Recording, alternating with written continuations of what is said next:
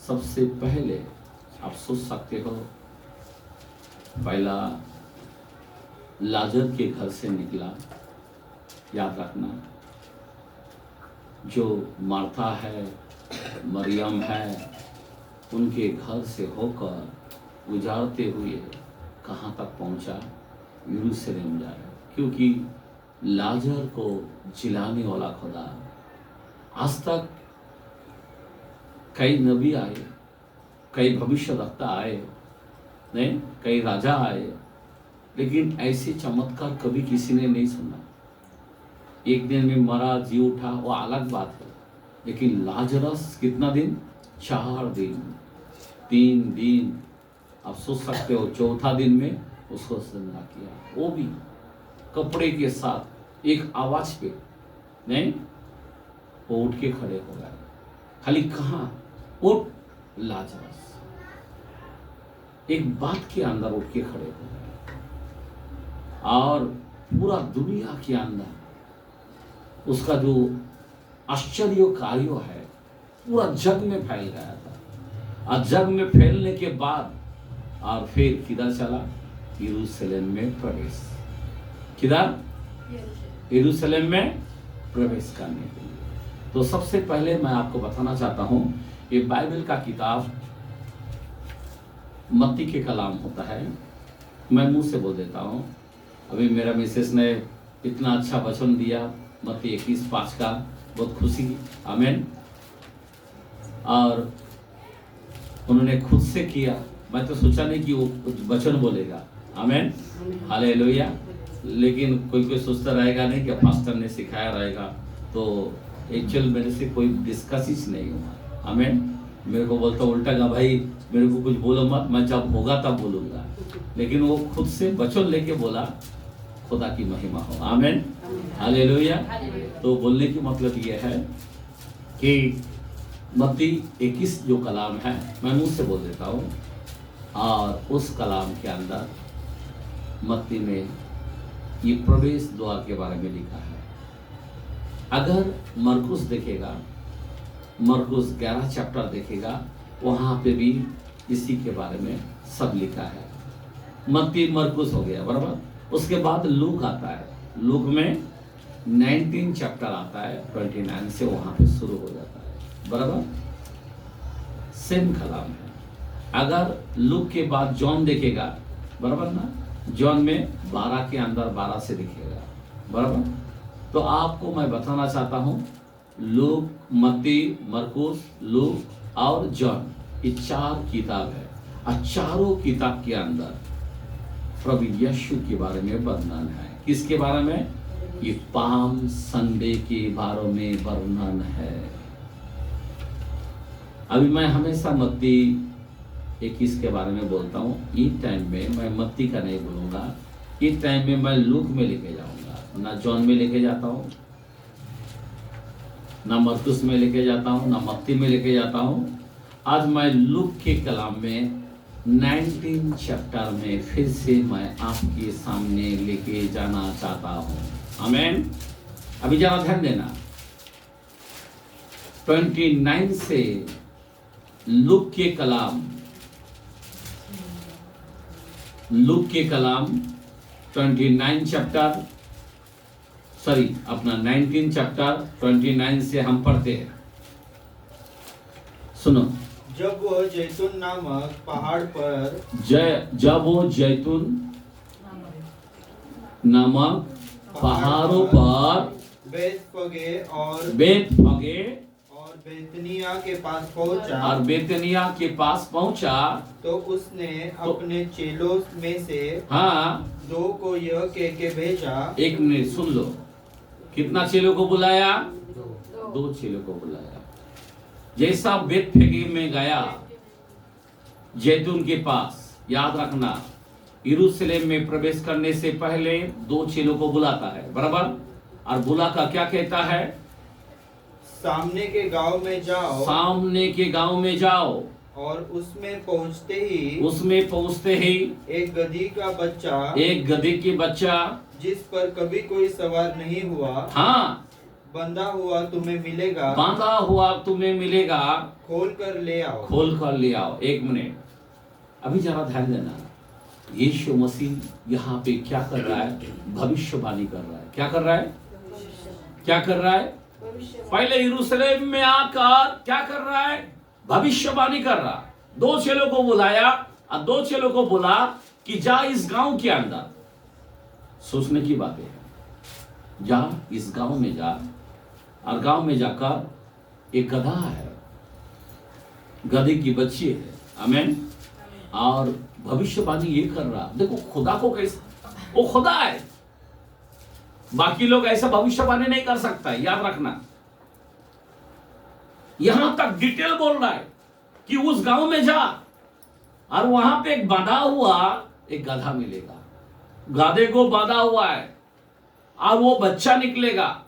और ये भी बोला कि वो बच्चे को ऊपर आज तक कोई किसी ने नहीं संभाला, कभी खेती के अंदर कभी काम नहीं किया रहेगा, कोई एक पत्थर भी नहीं डाला रहेगा। क्या खुदा ग्रेट खुदा है, क्या बात करता है।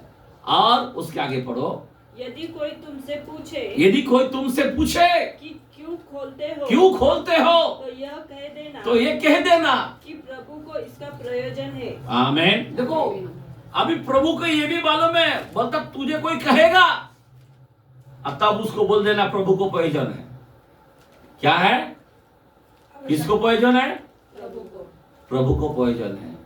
सामने वाला को बोल देना, गधे के मालिक लोगों को बोल देना, आज मैं आपसे बात करना चाहता हूं, हमारा खुदा को क्या गधे का ही प्रयोजन है? क्या आपकी प्रयोजन नहीं है? क्या आप सोचो, खुदा के लिए इतना इंपॉर्टेंट है जो गधा का प्रयोजन है। आपको मालूम है गधे को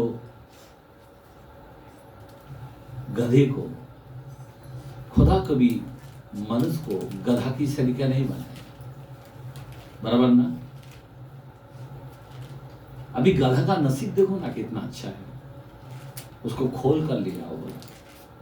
गधा का नसीब कितना भारी है, गधे के ऊपर यीशु बैठा। गधा का नसीब कितना भारी है, गधे को जब बुलाया तो गधे का जीवन बदल गया। सब गधा देखने लगा, अरे बाप रे, मैं अभी तक बांधा हूं, लेकिन ये गधा को खोल दिया। सब गधा देखने लगा, ये गधे को कितना इज्जत दे रहा है। क्यों? गधे के ऊपर कोई राजा बैठा है, जो सृष्टि के मालिक है, वो बैठा है। आमीन, हालेलुया। जो तारा बनाने वाला, चंद्रमा बनाने वाला, पेड़ पौधे बनाने वाला, वो गधे पर बैठा। अब सोचो जरा, तो गधे पर बैठने वाला, बाकी गधा सब देखने लगा। और गधा जब चलता था तो गधे के नीचे क्या था? गधे को क्या इज्जत मिल रहा था? एक्चुअली यीशु के लिए क्या किया? अपने कपड़े डाल दिया, अपने पत्ते डाल दिया, बराबर ना?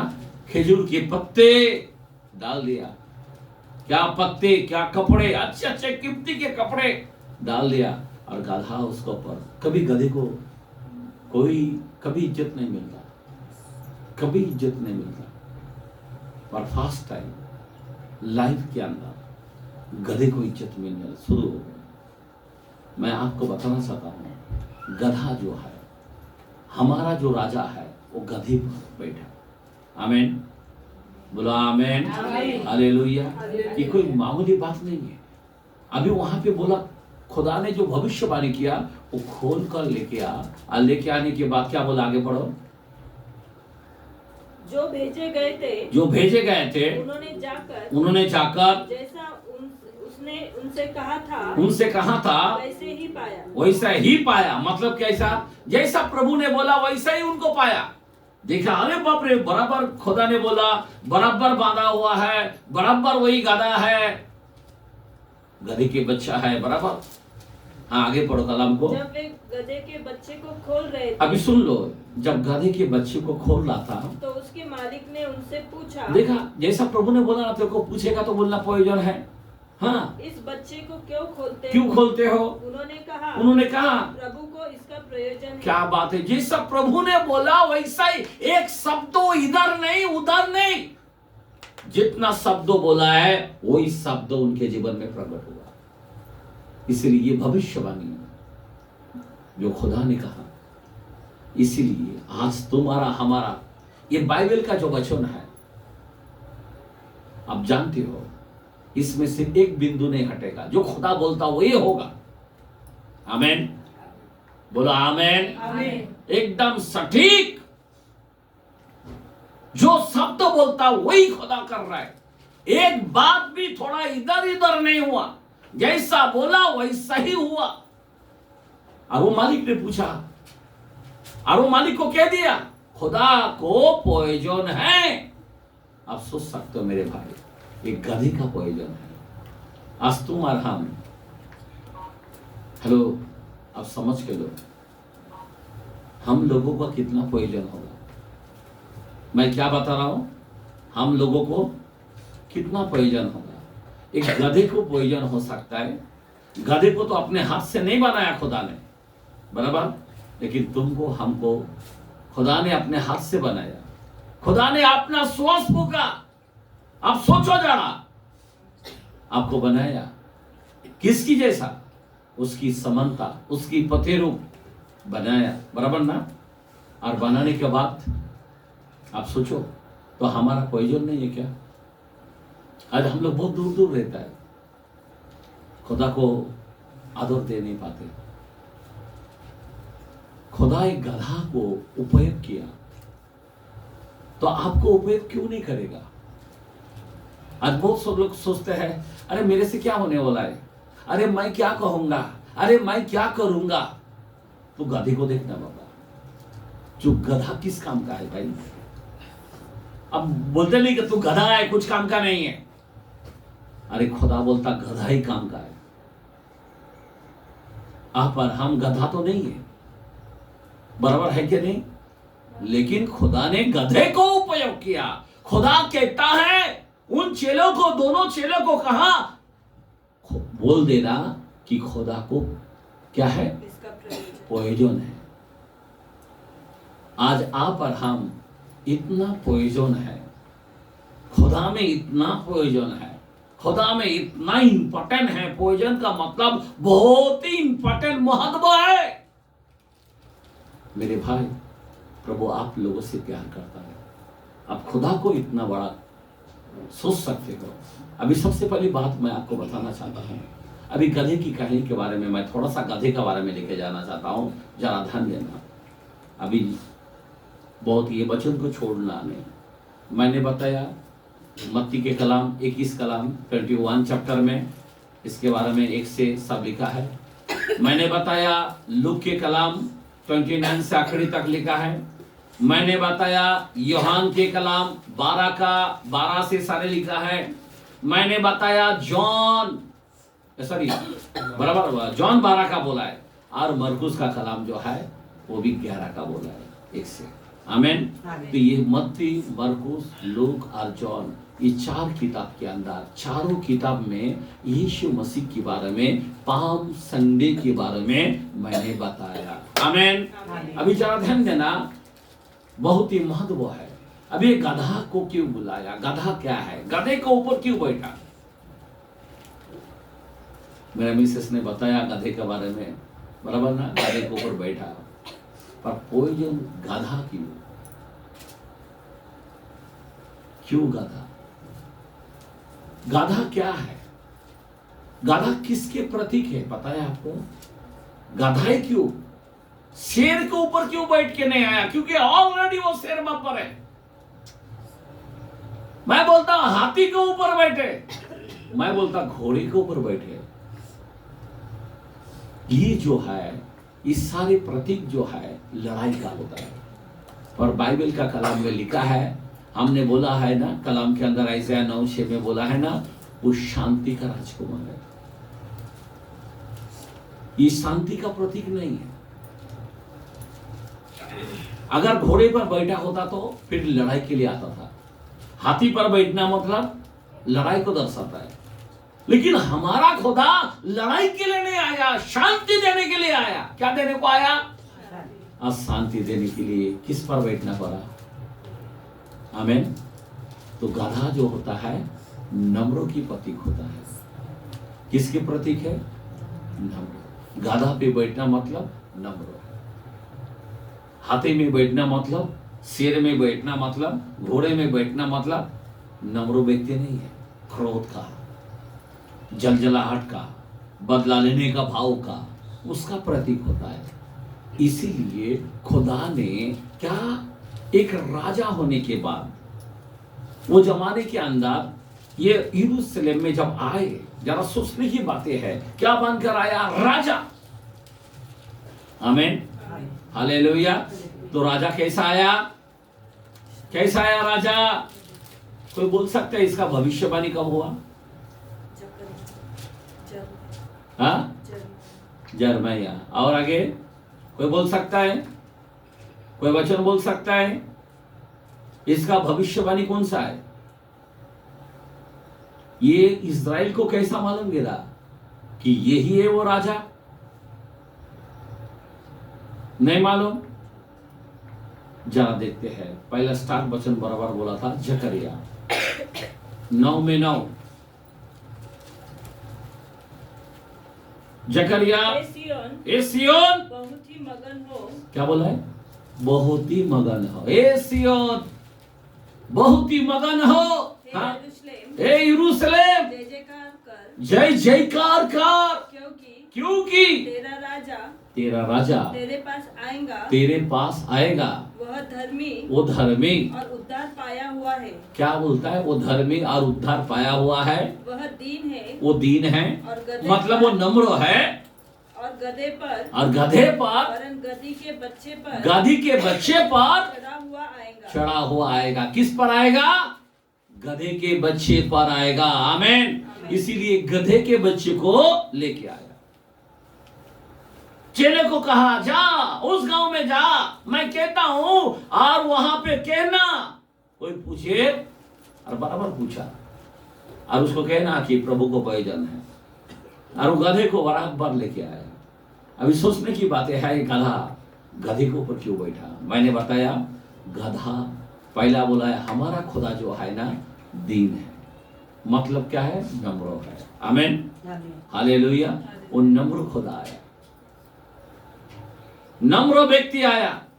हमारा खुदा कौन है? हमारा यीशु कौन है? हमारा यीशु नम्र है, नम्र। और नम्र जो है वो गधे पर बैठ के आता है। वो घोड़े पर नहीं आ सकता, वो हाथी पर नहीं आ सकता, वो शेरों पर नहीं आ सकता। नम्र खुदा है तो गधे पर आएगा। अभी अंतिम समय में जब इस्राएल के साथ ये लड़ाई चालू होगा, तब आएगा घोड़े पर। आमीन। तब अभी गधे पर नहीं आएगा। आमीन, हालेलुया। तब पता चलेगा। आमीन। तब वो नम्र बनकर नहीं आएगा। अभी यहाँ पे जो भविष्यवाणी होगा, ये भविष्यवाणी में नम्र खुदा आ रहा है। आमीन, हालेलुया। ये कोई मामूली बात नहीं है। और किसके ऊपर बैठकर आएगा? अभी ये जो खुदा, जब राजा जो आता है, तो किसके ऊपर आता है? किसके ऊपर आया? गधे पर। अभी ये गधे पर कौन बैठा? मैं आपको बताना चाहता हूं, जरा ध्यान देना। हम पहला किंग 1:33 पहला वचन का, फर्स्ट चैप्टर का 33, पहला किंग, पहला राजा।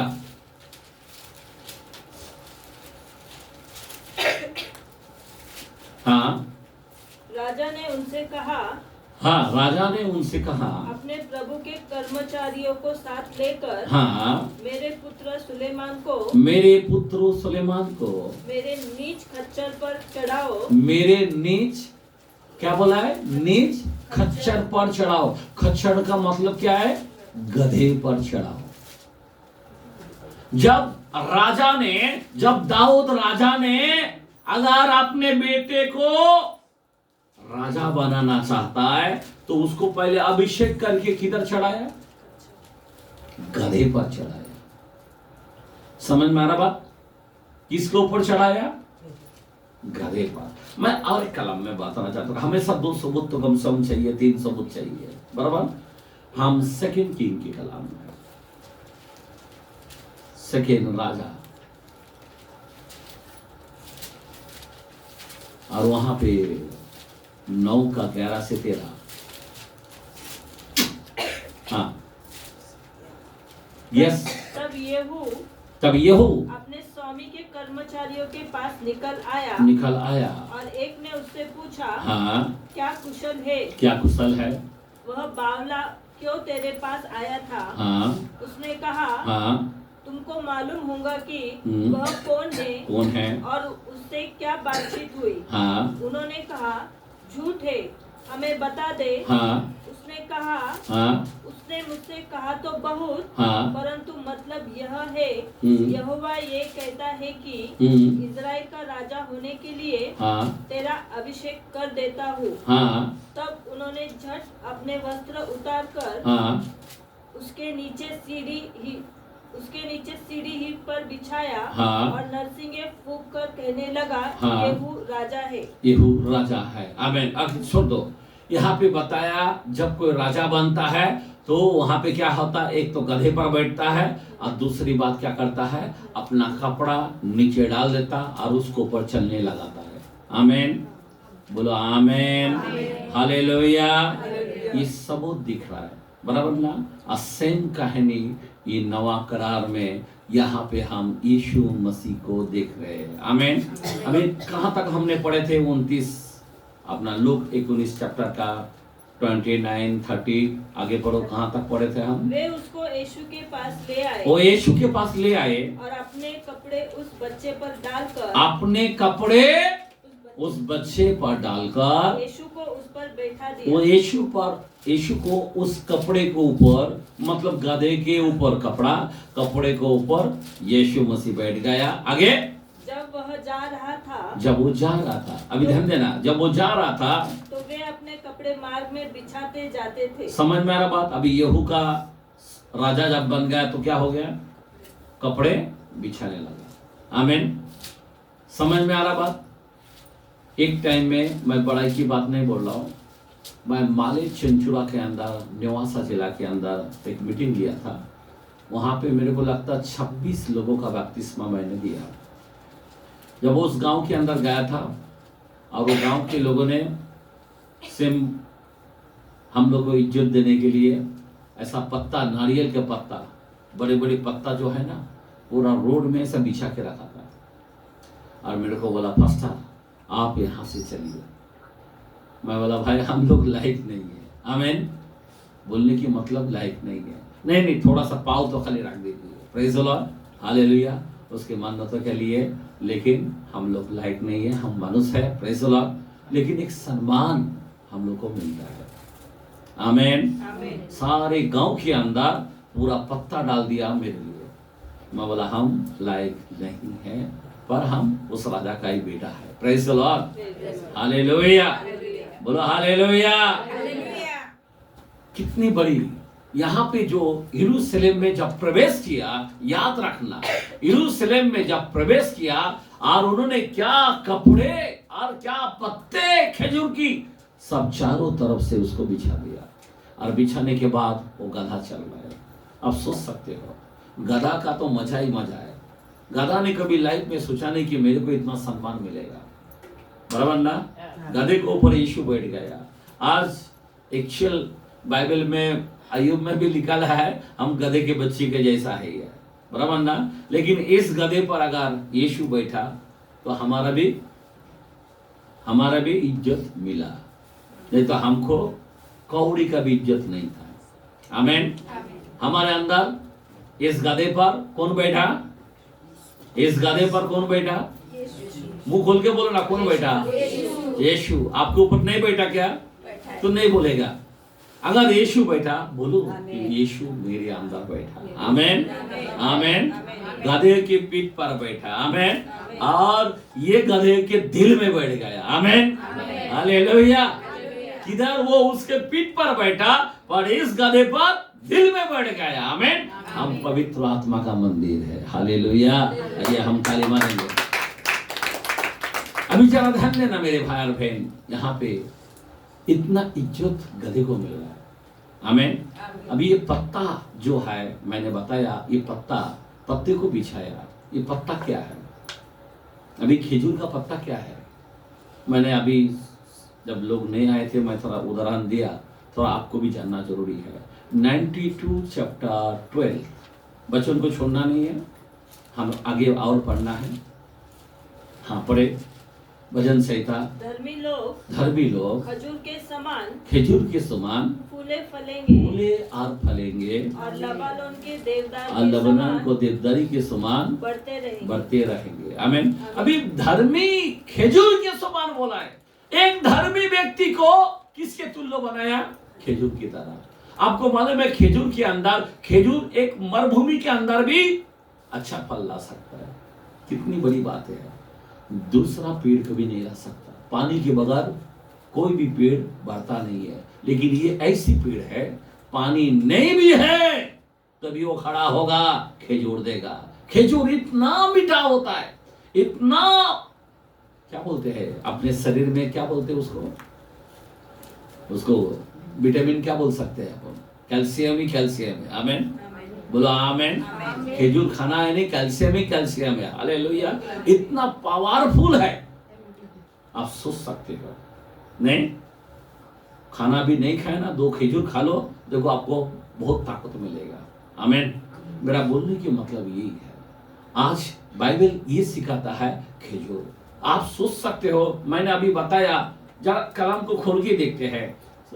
पगड़ीकरण, ये खजूर का पत्ता। कोई बोलता नहीं कि खाली हाथ आए खाली हाथ जाएगा। अरे वहां पे मरने के बाद किधर, जब स्वर्गों के अंदर जो गर्दी व्यक्ति दिखाई देता है, 13 से पढ़े, 14 का 13, सॉरी 7 का 13 14। पगड़ीकरण।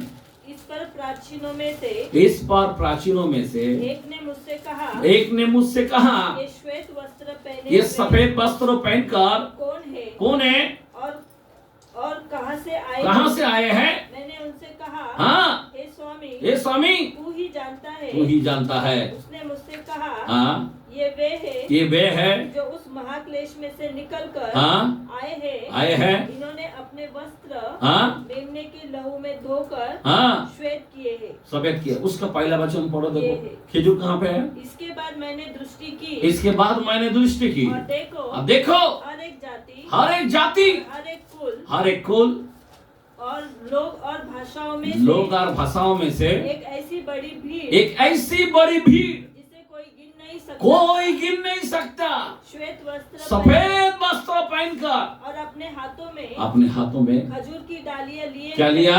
ये खजूर की डालियां लिया। आमीन, हालेलुया। वहां पे कोई बोलता खाली हाथ, वहां पे देखो क्या लिखे जा रहा है? खजूर की डालियां लिए हुए सिंहासन के सामने मेमने के सामने खड़ी है। आइए ताली मारेंगे, हालेलुया। खजूर के पत्ते हमारे साथ रहेगा, याद रखना। आज जो लोगों ने खजूर का पत्ता लिया ना, आपको सर में दिखाई देंगे। आमीन, बोलो आमीन, हालेलुया। क्योंकि खजूर एक धर्मी को ऊपर धर्मी की तरह दिखाई देंगे। आमीन। धर्मी जन को एक खजूर के तुल्य किया, खजूर के पेड़ों की तुल्य किया। तो मैं बताना चाहता हूँ यहाँ पे खजूर का पत्ते के बारे में। हमने गधे का देखा, हमने खजूर का पत्ते को देखा। आमीन, हालेलुया। कोई साधारण खजूर नहीं है। आमीन। पानी नहीं है फिर भी फलेगा, पानी नहीं है पत्ता हरा रहेगा, सूखा नहीं रहेगा। ये ऐसी बात है। इसी तरह धर्मी जो मेरा लोग है, जो यीशु के लहू में धोके आया है, वो कभी सूखेगा नहीं, इसका मतलब। और उसके अंदर हमेशा फल रहेगा, इसका मतलब ये है। आमीन। कितना भी धूप आए, कितना भी कलेश आए, कोई बोलता बीमार आए, कोई बोलता अकाल आए, लेकिन मैं आपको गारंटी देता हूं, जो यीशु में अगर तुम बने रहोगे धर्मी बनकर, खजूर की पेड़ों की तरह रहोगे। कितना भी इसको झुलसाएगा हरा पत्ता रहेगा, कितना भी इसको झुलसाएगा वो फल पक्का लाएगा। आमीन, आमीन। और उतना ही मीठा हो जाएगा। हालेलुया। इसका लाजवाब पेड़ है। आमीन। तो इसी तरह से लाजवाब जो यीशु मसीह पर विश्वास किया। आमीन। तो मैं आपको बताना चाहता हूँ, अभी जरा ध्यान देना। हमने अभी वापस लूक के अंदर जाते हैं, कहां तक पढ़े? लोग 19 का कलाम 29 से पढ़ रहे थे आगे। हाँ जब पढ़ो। वह जा रहा था, जब वो जा रहा था तो वे अपने कपड़े वो अपने कपड़े मार्गों में बिछाते, निकट आते हुए जब वह जैतून पहाड़ की ढलान पर पहुंचा, हाँ तो चेलों की सारी मंडली हाँ उन सब सामर्थ के कामों के कारण हाँ जो उन्होंने देखे देखे थे, हाँ आनंदित होकर। अब ये इसने क्या सामर्थ का काम किया? उसने लाजरस को 3 दिन, आमेन, मतलब चौथा दिन में उसको जिंदा किया। आमेन। ऐसा दुनिया के अंदर, बाइबल के अंदर कोई इतिहास नहीं, कोई ये नहीं लिखा नहीं है, कोई नबी ने, कोई भविष्यवक्ता ने, कोई राजा ने कभी ऐसा काम नहीं किया कि एक दिन मरा उसको उठाया, लेकिन 4 दिन मर के सड़ा हुआ बॉडी पिघल जाना बनता वो बॉडी। अब 4 दिन में मालूम है मांस गल जाता है, पिघल जाता है, पता है? 8वां दिन में फट जाता पेट, पता है आपको? पेट जो होता है ना, ये जो अंदर का जो चित्री बितरी है ना, ये सब फट के सब बाहर आ जाता है। मैं आपको रियल बताना चाहता हूं, बहुत ही खतरनाक होता है। अभी 4 दिन में पूरी तरह से पिघल जाता है, चमड़ी से सब ऐसा। सोचने की बात है। और प्रभु ने एक आवाज पे कपड़े के साथ उठ के खड़े हो गए, और ये सब चमत्कार की बात यरूशलेम को मालूम था, और इसीलिए इतना गर्दी हो गया। आगे पढ़ो कलाम को। आनंदित होकर बड़े शब्दों से परमेश्वर की स्तुति करने लगी। धन्य है वो राजा। प्रभु के नाम से आता है। किसके नाम से आता है? प्रभु के नाम से। प्रभु के नाम से आता है। किसके नाम से? प्रभु के नाम। प्रभु के नाम क्या है? यीशु मसीह। प्रभु के नाम से आता है, मतलब क्या? जो यहोवा बोलता उस नाम से आया। किसके नाम से आया? दुनिया में ऐसा कोई ये नाम से नहीं आया, याद रखना। वो नाम आया यहोवा। हम लोग हिंदी में हम लोग मालूम है क्या? यीशु बोलता है, आधा नाम बोलते। कितना बोलते हैं? यीशु। हम लोग आधा नाम बोलते हैं, एक्चुअल उसका पूरा नाम है यशुआ, यहोवा, जिसको यावे, यशुआ, या जो यावे या, और वो यशुआ, ये उसका ओरिजिनल नाम है। हम आधा नाम बोलते हैं यीशु, उसका पूरा नाम है यशुआ, मतलब उद्धार करता है। और वही यहोवा के नाम से आता है। आज सारा दुनिया को मालूम ही नहीं है वो यहोवा के नाम से आया है। किसके नाम से आया? यहोवा के नाम से। क्योंकि यहोवा का मतलब है उद्धार करता, और यशुआ का मतलब है उद्धार करता। आमेन, आमेन। पर वो टाइम में क्या किया? ये यहोवा का नाम से आया जरूर, पर उन्होंने जब बताने लगा मैं और पिता एक हूं, तो वो लोग सब उल्टा फिरे गए। समझे बात? उसके नाम से आया, पर वो लोगों ने क्या करने लगा? जब उसकी स्तुति और महिमा करने लगा, उसके बाद आगे पढ़ो, क्या बोलता है? धन्य है वो राजा, प्रभु के नाम से आता है। स्वर्ग में शांति और आकाश मंडल में महिमा हो। तब भीड़ में से कुछ फरीसी। एक मिनट, यहाँ पे क्या बोलता है? महिमा हो। आमेन, आमेन, हालेलुया। और होशाना वहां पे है? मत्ती के अंदर है, बराबर ना? वहां पे बोलता है होशाना।